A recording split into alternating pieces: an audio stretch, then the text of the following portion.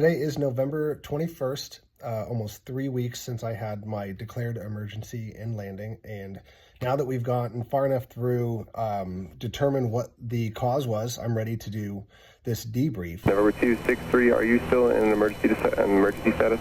Yeah, I'm still partial power, a little bit of surging. I'm going to be landing at Calusa. So I've made some notes for myself. I'm going to go through this as much kind of like an incident report or an accident report as I would, and then afterwards I'll kind of give my feelings and opinion. So on October 29th at 10:05 a.m., I departed in my 1968 Cessna 150 hotel model with full fuel. I was approximately 200 pounds below max gross weight, so taking off at just over 1,400 pounds in the aircraft, and I was headed on what was going to be about an hour and 45-minute flight out to the coast. This required me to cross over some terrain, some mountains, and I chose an altitude of 6,500 feet, which at my lowest point would have given me about 2,000 feet of clearance over the terrain for approximately 10 to 15 minutes, would have been closest to the terrain at any given point. So the takeoff was uneventful, climb out was uneventful, getting to cruise and setting my mixture. I like to run just slightly rich of peak. I find I get my best performance in engine cooling slightly rich of peak in my Cessna, and approximately 5 gallons per hour at 2,500 RPM. Those are my preferred settings for a long cruise. So at 10:38 was my first indicated sign of trouble. The initial symptom was a drop in RPMs of about 400 to 500. And in a Cessna, carb heat is going to be the first option. So the carb heat came on immediately. I waited about 30 to 45 seconds. It had no effect, and returning the carb heat to the cold position caused the engine roughness to get worse. So I elected to turn around. So at 10:39, I made my 180-degree turn, called ATC and let them know I'm having trouble with my engine. I did not immediately declare an emergency. At 10:40, the engine dropped to idle power.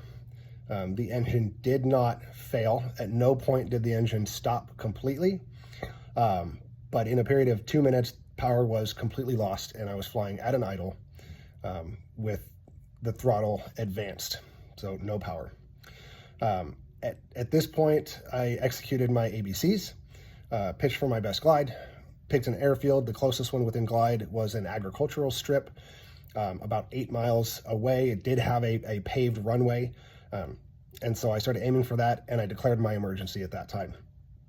At 10:46, the engine began to surge and give me some partial power up to about 1,800 RPMs.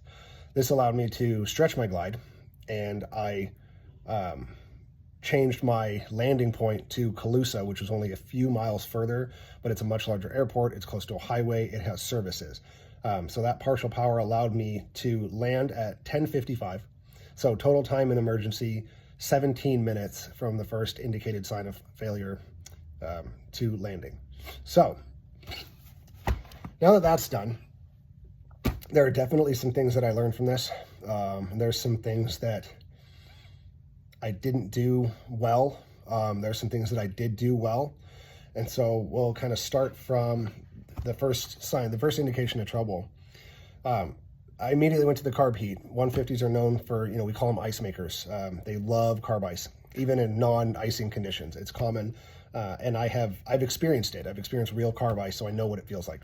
And I was able to rule that out because it only takes about 30 to 45 seconds for that ice to melt off. And typically at this time, my EGT, the temperatures will decrease when you pull the carb heat on. So none of those things happened. The roughness didn't improve at all, and the temperatures didn't change. So I knew I had a different problem. That was the point where I opted to turn around because the simple fix didn't fix it. So when I opted to turn around, I noticed that my temperatures were rising. And this is a problem I had never encountered before. And in 150, I'm limited. I have no real instrumentation. I don't have cylinder head temps. I don't have engine monitor. I don't have anything like that. So immediately I knew I'd already mentally decided I'm landing the plane. The flight's over. But that dropped to RPM. So this is the things I did well when I went to idle power. My instructor used to tell me this thing: if you're ever in an emergency, the first thing you do is wind your watch. And the concept behind that is it's not going to get any worse in the next 10 seconds, but you need those 10 seconds to collect yourself and not start randomly grabbing controls or do something stupid or flippant or improper, right? Take a time, take your breath, collect yourself, recognize that you're in an emergency situation, and act accordingly. So thank you for that. That teaching moment really worked for me. So I was able to get my glide for best airspeed. I was able to rapidly identify a landing point. And I fly with electronics, so I have my iPad, so I had ForeFlight to kind of tell me where I was going. I keep weather live on my phone, so I had live weather. I had my iPad. I was on with ATC, so I had proper communication. Now here's what I did wrong in this scenario. This is where I first identified that it's easy to lose track of what you're doing in a real emergency. I got the A and B part. The C part, I didn't run my checklist item by item by item. I ran my mental checklist and the first few items that I know will fix the common problems in a Cessna. It wasn't something I consciously thought about. Like, I didn't sit there and go, I'm not going to run the rest of the checklist, or I don't need to do those things. I did the things that I knew would or could help in a scenario. And when they didn't work, I completely reverted back to AV8. I was done. Once I had decided I'm going to land this plane and I know that I have a paved surface to land on, at that point, I just made that decision. All I'm going to do now is fly this plane. I don't care about anything else. So I was mentally always prepared for the engine to just go away. So it's kind of a combination. I definitely missed an important checklist item, but then I feel like in making that decision to consciously fly the plane all the way down to the runway, regardless of anything that happened after that, I think worked well for me. So now I know what you're all dying to know is what was the problem. So when I landed at Calusa, the mechanics there took it in, they got it in a couple days. I had a fuel line that was very old. Even my A&P back at my field, the first thing he said was check that old fuel line. The inner, they have like an inner membrane in them that can break down and collapse and restrict fuel. And it did feel to me like a type of fuel restriction by the engine not dying completely, but just going to idle. So my first thought was, okay, it's getting some fuel, not enough to develop power. Okay. So we went through all that. We checked that. We checked the gasculator, all those components of the carburetor. Everything was fine. The plane did great on ground tests. Everything was fine. I went down there, I paid the mechanic, got the plane, did a thorough ground check, did several run-ups, went doing a full power static run-up. Great, everything was perfect. Got up in the air, started flying back to Lincoln, made it almost all the way back. I had the runway in sight, within glide range, and the exact same symptoms started to repeat themselves. So again, immediately, and I ended up spiraling down on final and coming in. Everyone in the field was very nice and they accommodated me very well. So obviously the fuel system wasn't the problem. We opted, one of the mechanics on our field had the suggestion that there could be a magneto issue. We thought we had ruled that out because the ground tests were fine, the mag checks were fine, and that was one of the items that, by me not continuing to run my checklist in the initial emergency, that's something that I didn't do, was I did not check my magnetos. So I went back up and orbited the field to try and replicate the problem. I went up and I flew for an hour at cruise power settings, and we couldn't seem to replicate it. So I said, you know what? The magnetos were old. They were due for overhaul anyway. They were coming right up on overhaul time. So we pulled them out. Get them. One of our mechanics has a bench testing set up so that he can do the full rebuilds.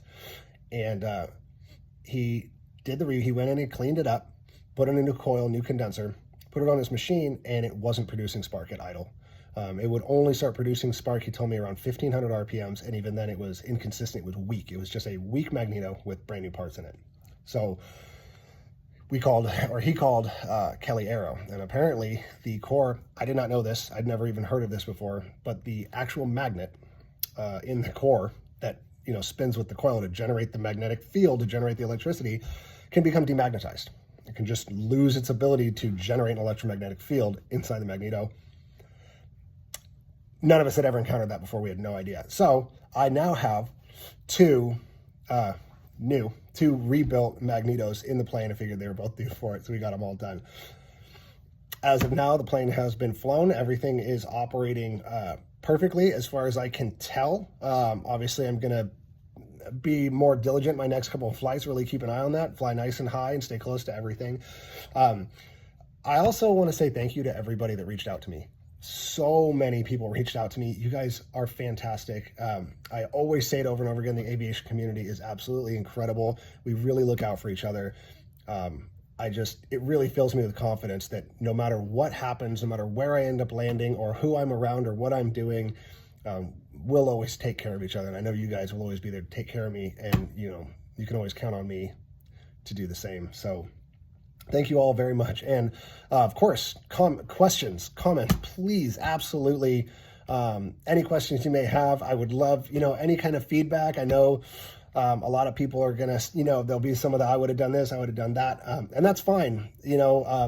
I personally don't think enough people talk about these things. I think a lot of emergencies happen and we either don't hear about them or we read an unfortunate NTSB report. And, I think that opening up these communications, taking the risk of embarrassing ourselves for our mistakes is only going to make me a better pilot. And hopefully somebody learns something from this and it helps make you a better pilot as well. So that's what we are as a community. We need to look out for each other and help each other learn from our mistakes. So again, thank you. I love you guys. You're great. So please, questions, comments, anything you got for me. I want to hear it.